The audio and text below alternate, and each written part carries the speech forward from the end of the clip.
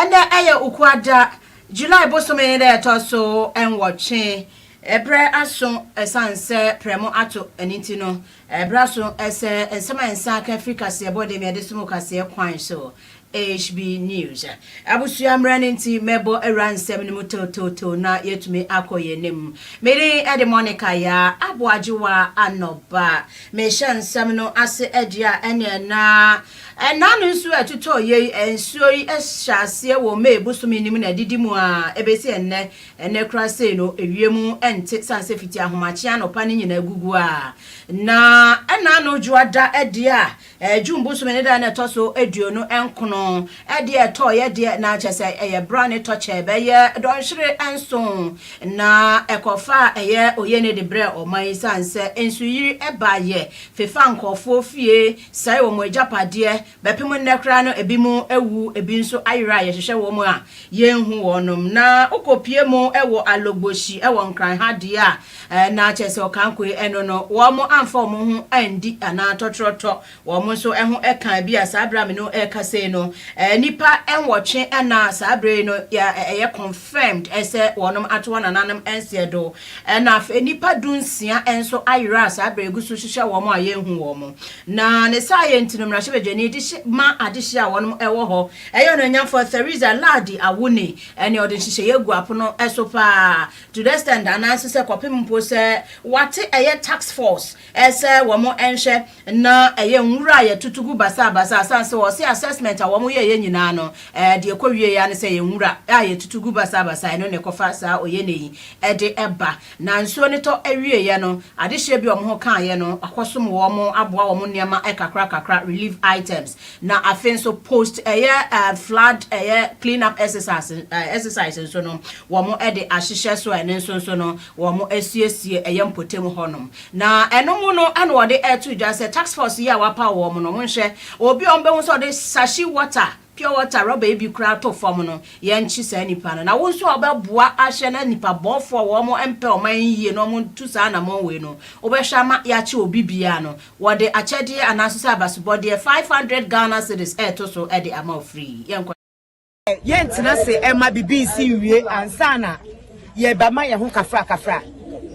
Midday health ministers because every say last week ordinary ebe fa ehu ya catch almost 40 feet. I don't know what measurement they gave. The 50 feet and feels you nature 40 and feels you nature no obi an fi hom and I support it. What to abama mintia me ye din se wu we to abama me enti me pamacho mo mboa me na me mboa mu bi se ba ni se baby a wusi no edi atranche beba betua please let's move and let it work. Finally omo intentionally omo station police so show omo a wo hwe nechi a hwe mati sanitation police maba wani mabunu mrantie every community bia ebi wo ho me se mu a mo be chi no so de bola agu bola no ba ko won so bi dia to mo report ma wa nipa ba ko bia 500 make you amount munchi from bra na we set example na ye ma sadie ne esuntwa because they koso no enye me I'm not a happy person because the constituency has been badly hit. My problems started since May, June, and we are in July. You have followed me, the media. Midday, let's help ourselves. Abusia wansa foforo emu no ene eye bambo ensem emu so afọ awahye o man mu bambo ensem eso metre minister for inferior eye ononyamfo Muntaka Mubarak Mohammed di ensem bia tudwa wo bro kopie mu ewo eye parliament eye committee on assurance na wo ko na wa kire ensem mu kire se eye aban sa brede wo moto anamon se formally no ananso se afi no wo mo agi adi atum ama aye ensa na ho akire mu ese Narcotics Control Commission NACOX ene efre wo mo NACOC ne efre wo mo akire se ebra so se wo se agi wo mo edi tum na wo mo enso no ye frɛ wɔn security agency sanse wɔn nso hwɛ ɛboa ɛma yɛkye nkɔfoɔ anase yɛkye ɛyɛ nipabɔnfoɔ wɔn ɛyɛ investigations wɔn ɛhwɛ ɛsanso ɛba ɛyɛ search anase arrest anse wɔn boa ɛkyekye nkɔfoɔ wɔn boa hwehwɛ nkɔfoɔ a wɔn adi bɔne na wɔn adwane ɛna afei nso wɔn ekita ɛyɛ akodi anase sɛ etuo yi ebi enti no bibia da adi pɛfɛ ɛsɛ wɔn nso no ɛhwɛ anase wɔn nso ɛyɛ security agency na ɛyɛ ebere bi abetwam no ya na ase yeyi wɔn asi nkyɛn sɛ ase wɔn ɛnka ɛyɛ security agencies ne ho ɛna ɔkyerɛ sɛ narcotic for ɛhyɛ ɛyɛ Ghana police service ase ɛte sɛ ɛyɛ Ghana immigration ɛyɛ service wɔn nso sɛ na wɔn ɛhyɛ ɛyɛ Ghana police ase ansana afi wɔn ɛte wɔn ho anɛ wɔn akɔyɛ entity ana wɔn ade wɔn ho ɛne ti no ɛnɛ wɔn agye ɛde atuma na sɛ formally no aban a recognize wɔn ɛsɛ wɔn ɛyɛ security agent. Very much. What I recollect is that if you trace the history of our country, the narcotics control used to be part of the police, just as the immigration, and many of them used to be part of the police. So it was subsumed under the role of the police. Like today's CID, others are arguing that the CID has grown so big that why are we not even going to allow it to stand on its own? But we are not there yet. So narcotics issues were dealt with as part of the police. As a country was growing, and we had already promulgated the 1992 Constitution, that did not anticipate that gradually narcotics control will be standing on its own. So when we started the Narcotics Control Commission, it was started as though, yes, it has to be independent, but because the Constitution has not mentioned it, let it be as it is. And Chair, it may interest you to know, since the day that they were created, and especially their act that established them, mandated them to be able to wield arms. So they wield guns, they do search, they do arrest, they are able to, they do intelligence, they do almost all the things that others do, except that they have not been classified as a security agency. So we thought that this was an abnormal, because you can't be authorized by a parliamentary act to wield guns, and yet you are not classified as a security agency. So we took steps to make sure that we normalize this. So yes, currently there's virtually nothing that they don't do. By the grace of God, since we even came in the past 18 months, we've been able to work with the Attorney General's office to give them the prosecutorial powers, so that they can even prosecute their own cases, just as the. Enti eswafo enchiremu de ema ene no se aban edi hihye egu akono so a webe or decide se efe no woje wo mo edi atum ese wo mo security agency na oto asoma enchiremu bi ebio ewo eye committee no so echiremu se ena no ya various security agencies and answer recruitment a ekọ so no edi ko various security agencies no eno so womo screening womo ekoye kind health screening womo na so say mandatory medical screening womo no aba abede di enipa 1300 applicants womo womo apply no nipa 1300 na womo enya HIV MYB anase womo HIV AIDS na wochiremu a wo say ekoba ne saa no aya na ha adwen papa titru ene se kwan a obefa so ya mpo no wobɛbɔ saafo ya mane sɛde ato wo mo ani no bia na oni no se ya mekɔye no me passe ya mfame ana mekɔye o ma ntisa ya mfame no bibi ɛka ho ananse sɛ bibi ɛwɔ atwire sanse sɛ ochi ahoma frisro na mba na sɛ bibi ekremu na ya na ne ka no ayɛ kana ɛne nti no aban esusu sɛ saa nsɛm bi saa no kra no ya wo mo ɛbɛka wase yɛde wo mo ɛfa counseling emu ananse orientation mo ansana yetumi abo wo amane sanse very sensitive edema wo mo ene wo mo ebusua ne science no okire se wo mo egusu etu ho anamo pekwan befa so asafo yi no wo betumi edma adedi akire wo mo adekuriti ema wo mo ntumi enya kwanya anko service because they detected drugs and were they actually informed? Because as a member of parliament, you get people coming to you saying that, oh, I didn't go through and I didn't know why I was rejected, I don't know why, and they keep chasing for you to do something about it. So were they actually told that because of this reason, you are not going through, and then you better go and change your life or something? Thank you. Well, we in fact, I remember it's here when we were discussing the argument. Let's send them the results. And then I remember, the recent recruitment, we had, I think, about 1,300 or so that were on HIV. And then they said, can you imagine sending somebody a resource, they're telling the person that you have HIV? That's not the procedure. The person has to go through some orientation. So one of the things that we did was simply to say that when you get disqualified, you are given a contact to reach out if you are interested in knowing the details. Then when you call, then they assist you to let you know. Because interestingly, some of the things that we realize are treatable. So people need to know and then also get treatment so that subsequent recruitment they could join.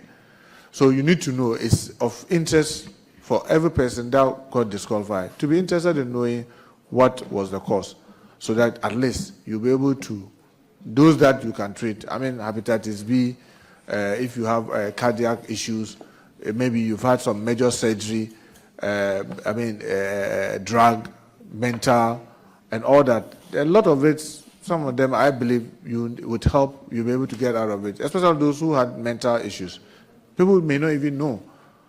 that they are having mental issues. But these are things that are easily treatable. So we encourage everybody to try and reach out. Don't just say because you've been discovered, you are no longer interested.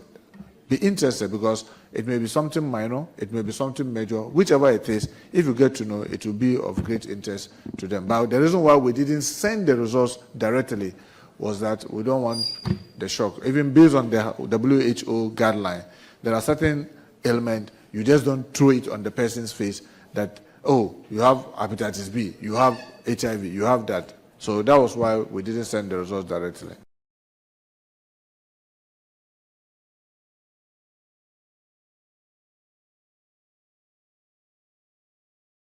Abusiawo ensanfo from no nkra ye nsa aka ene ss okopiem e woseshi sayra no ya no wadwabo so eye manto mu ananse se district ya ewo atoye emante mu ananse atoye etifido mante mu western north na meka ho asem ikopiem wo ho no a Ghana police aya wo mo ewo ho na wo mo efa ewo sehwiria so divisional police command no wo mo na sabredie yase wo mo ekopiem wo bro no so se wo mo kwachi owura bi a wo ton eye enubone eye drug peddler na wo mo kopiem ho no na chese adehye binom ampene ese police foi ebeye wonum adwuma ekoba ne sa no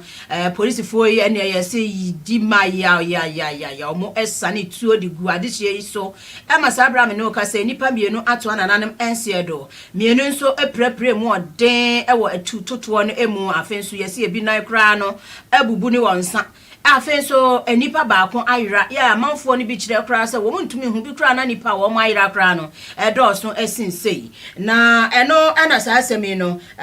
ya mane bofo eye ochia mekweku otis na ode eho amane ede atoaye enkran ha yenkwa na yentie Onye nipa me nsa na tu aka omo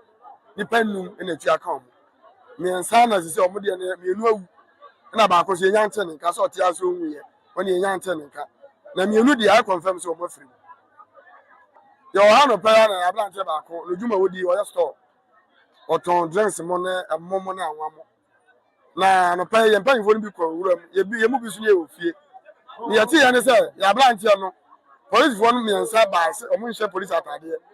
omo ba ho be ka se oton samo ama omo certain so ho nyina mo hu bibi sa omo ye no omo che ne so omo de ne ko ti omo de ne be kwa na omo fra omo police car na ba police car na ba omo de ne shebu no ene ya ba nte ba ko bi e police omo omo fa nko do bi e police omo omo fa nko no omo tutuo ene ba nte na omo bi e police doje ye omo ba yin bi e ofu ni fie ofa no ko na fu ene etuo no ko shi aye ono de sisi am no kese on count as for ofirim eba ni sa na police for no ede nipa na ma che ne ko no omo kwa no mienu sinfo no omo nam fom ba ku dia na obi ekuratu a na omo hitutuo ntituo na omo gusu shutu no e ko kai ablante ba ko bo ne boso a e ma tuo ni pie na chi ono so ne mu kase ofirim da ablante ba ko so sa no mani otukro wa di ni djuma otini storm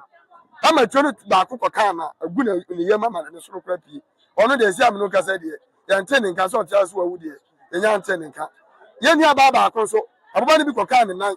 ono so tia so owu yi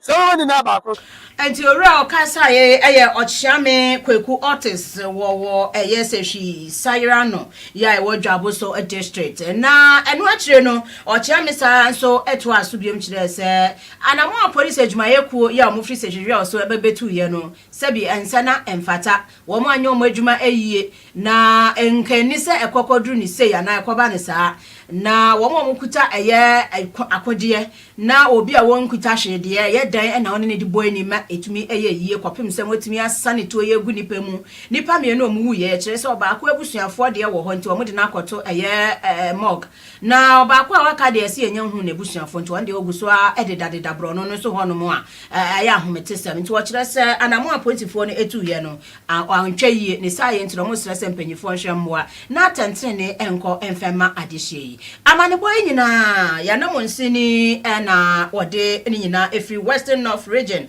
ebesumo yen eye fatao akubila wano ene ya na monsini ewo ho wano ene okuchiri nsem nyina be aka chia mu santuo for say police for anesa ira no man ani ni yie aya de se asem sie na emrante mpo owura ma anka ya de so mu nkwa mu so mu timi for mu nkosa enti mabai mo ma ba so nte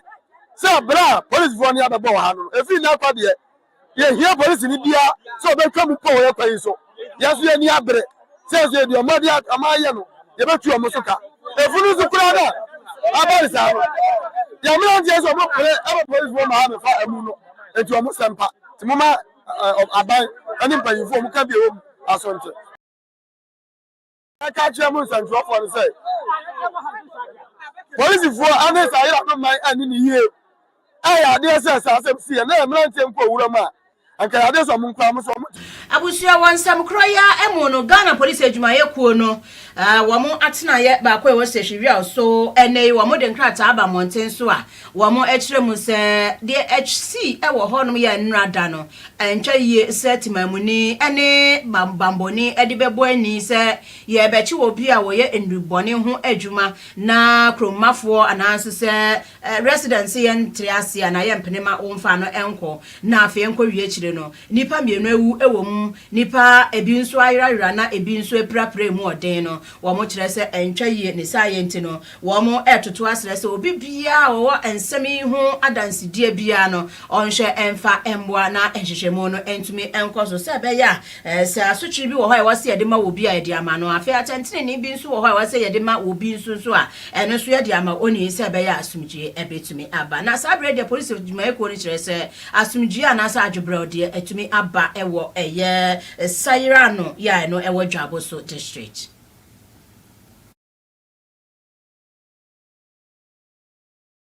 aka chia mu santuo for say police for anesa ira no man ani ni yie aya de se asem sie na emrante mpo owura ma anka ya de so mu nkwa mu so mu timi for mu nkosa enti mabai mo ma ba so nte se bra police for ni abebo ha no efi na kwa de ye hia police ni bia so be twa mu po ye kwa so ya so ye ni abre se so de omadi amaye no ye betu omo so ka efunu zu kura na abali sa no ya mi on je so mo pere aba police for ma ha me fa amu no etu omo sempa ti mo ma aban ani mpanyifo mu ka bi o asonte aka chia mu santuo for say police for anesa ira no man ani ni yie aya de se asem sie na emrante mpo owura ma anka ya de so mu nkwa mu so mu timi for mu nkosa enti mabai mo ma ba so nte se bra police for ni abebo ha no efi na kwa de ye hia police ni bia so be twa mu po ye kwa so ya so ye ni abre se so de omadi amaye no ye betu omo so ka efunu zu kura na abali sa no ya mi on je so mo pere aba police for ma ha me fa amu no enti omo sempa ti mo ma aban ani mpanyifo mu ka bi o asonte ye be free dwabo so na ya be pie mu ewo eye epoye mante mu na eye aban krachi panyi owo ho metre municipal chief executive edema kwa bibrem municipal assembly ya no we epoye mante mu no nyamfo Emmanuel Kofi Nti Sabram no kwase de we fa eye sika district assembly common fund ya wo mo ede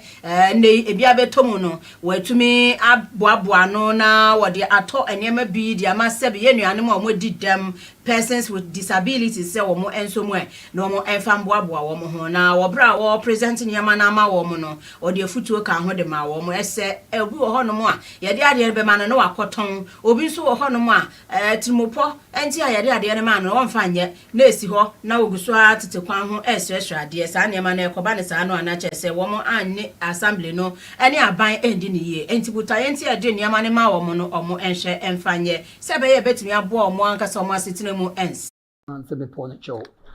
nyama na ye dia ma wo mo ma obi enko nkoton oni fanya adwuma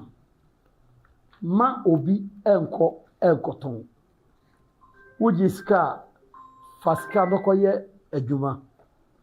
ya ma frigia fakoye adwuma ya ma fufu a tena ho on the bar wo na charge na ebebo awa iti makasa chite won say itu wonfo eso sofo bi be chairman klo mako 9 oko transfer na no mi wi ni nyina wo chairman ba ko no mo mutumi ye na de na onya so emfaso and me face at me pe klo bi awi agisa me kokoto na ba ko no so de otimi aye on as say o da se adom iti mesre masre won pa po ncho mi de ona yo example ese obia fa diska na me so me monitors no me won pedinfo a won your monitoring team won so be start akọ rounds akọ hedwuma ya mo won say won ye hedwuma na won nye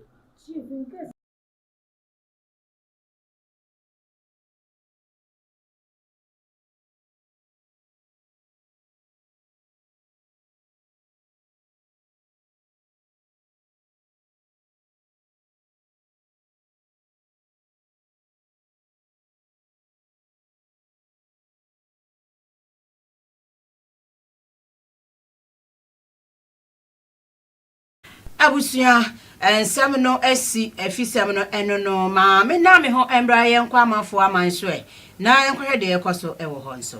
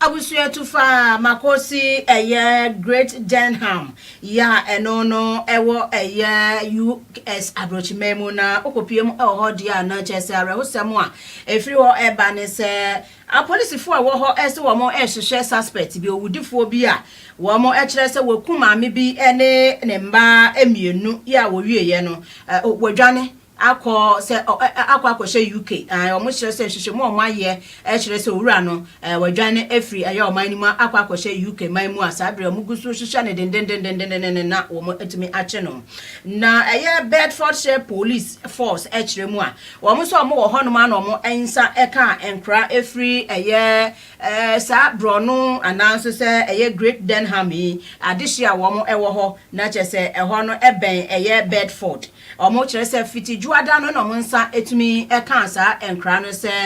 maame bia one ne ma ete ho papa bi omu nim se papa ne emanifo ne omo ete na se ye ne kunu se ye ne nkanchema ne mpena de omu entumi enhu but omu nim se papa no ene maame no ne ma mienu na ete na omo ekira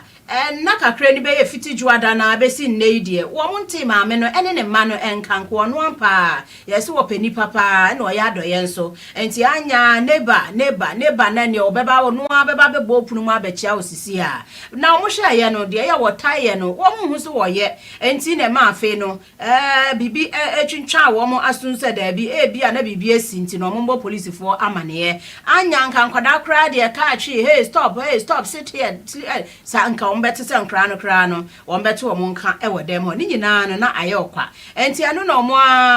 wo mo ebo mbode afra police for se da bi we de wo mo suspect se bibi akoso enti wo mo embra mbehwe ampa police for eba beduru ya na eye papa yi kire se mami ene ne mbai emienu nyina ewu ya wo mo ehuso omo ehhehye mu omo aye kakra kire se obi ene ekun omo wo ha papa na ono wo ne omo ewo ho na ekun omo emanifo wo wie ye no ena wadwane akopie UK monten so na Assistant Chief Constable John Murphy ekira o se eye victim no ananso se nipa miensa no sa brede o omo ekire se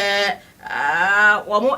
gusoa ya womo pe wono ekrabre womo nyampe womo krabia de nanso na adehia womo etete bembe ho no ya womo enim eye maame ne mba no ebinim akode ya konsem akọ ka kire ebi di flowers akogugugu bebia wonom ewu edaye na ewu toye no asa brede ebi kire say we are sorry. She was a nice woman, she was so gracious, she was a gracious mother and some dear womo akeka bia na ne nyina ne nko wiemu say eye ya konsem ena womo eka ede ama maame no ene ne mba no na asabre de suspect no womo eguso aya womo ehhehye no ewo UK ene ne mbonte so de be free mu ebebe bia no madaroma yemfa enka mo na papa ba akonsu ya kire se friend Jess Roland ono nso no ekire mu a o se enrada ono ankasa eye Monday no ono aso papa no a wone ya wotai ba maame ne mma ne ho na ohwe ne ye ne na mo bia wotu na hu se da bia se no wo pre ne ho opentam sa na wodi ewu ene wo pe bebi di niti akwa ne ho adwa enti na chese wo mu nyina so mbeboa amanhwehwemu etumi akoso na maame no ene ne mma no etumi enya atentene enyina so editirimu papa edi to anamon de kopim se ebe che no enya adia yetumi enhu adekro entia ebusua mede omanfo aman so nsam enso ebesia na masoso pramtobre kase nsema yensa ekafrika se bode me no ena mede ebeso wo de aka ekire bia no enwumre obra no num abo apem no madaroma ne so mede beba beka ho ede amamom Monica